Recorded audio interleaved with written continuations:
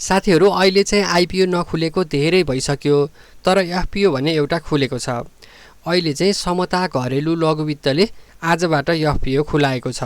अब यो आजको भिडियोमा चाहिँ यो एफपीओ कति किता खुलेको छ, त्यसपछि डेट कहिलेसम्म छ, भर्नलाई कति चाहिन्छ, यी सबै कुराहरुको बारेमा यहाँनिर जानकारी दिन गइरहेको छु। सबैभन्दा पहिला कति किता एफपीओ खुलेको छ हेरौं।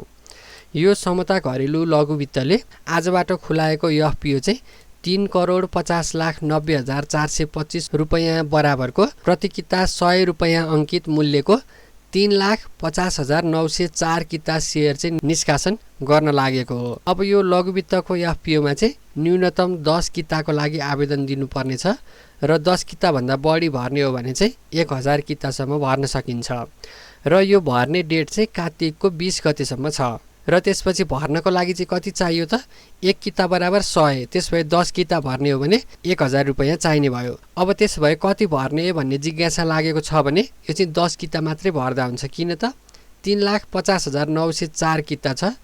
यो भनेको चाहिँ 10 किताको दरले बाँडफाड भयो भने यो चाहिँ औसतमा 35,000 जना जतिलाई मात्रै पर्छ। त्यसैले 10 किता मात्रै भर्दा हुन्छ र 10 किता भर्नको लागि 1000 रुपैयाँ चाहिने हुन्छ।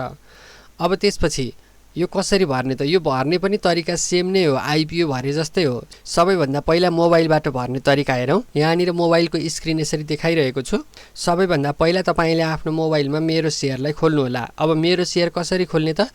एउटा भनेको तपाईले एप डाउनलोड गरेर सिधै मेरो शेयरको यो एपबाट गर्न सक्नुहुन्छ।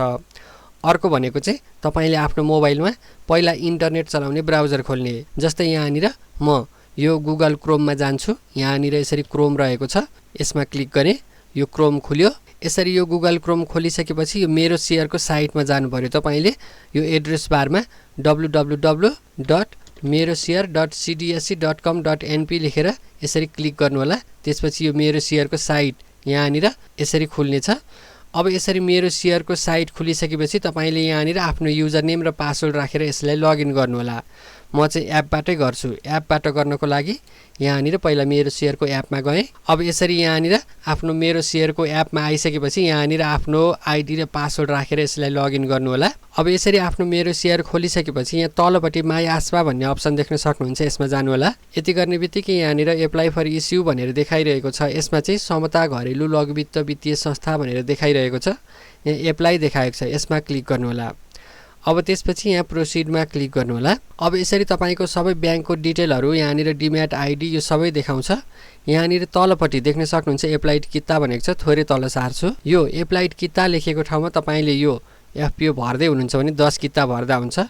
10 गर्नु होला। एमाउन्ट यहाँ देखाउँछ। त्यसपछि आफ्नो सीआरएन नम्बर राख्नु होला र यसरी आफ्नो सीआरएन नम्बर राखेपछि अब यसमा टिक लगाउनु होला बक्समा। त्यसपछि थोरै तल सार्नुहोस्, यहाँनिर एप्लाई भन्ने अप्सन छ, यसमा क्लिक गर्नु होला। अब यति गरेपछि तपाईको ट्रान्ज्याक्सन पिन राख्नको लागि दिन्छ। तपाईले आफ्नो ट्रान्ज्याक्सन पिन राखेर एप्लाईमा क्लिक गर्नु होला।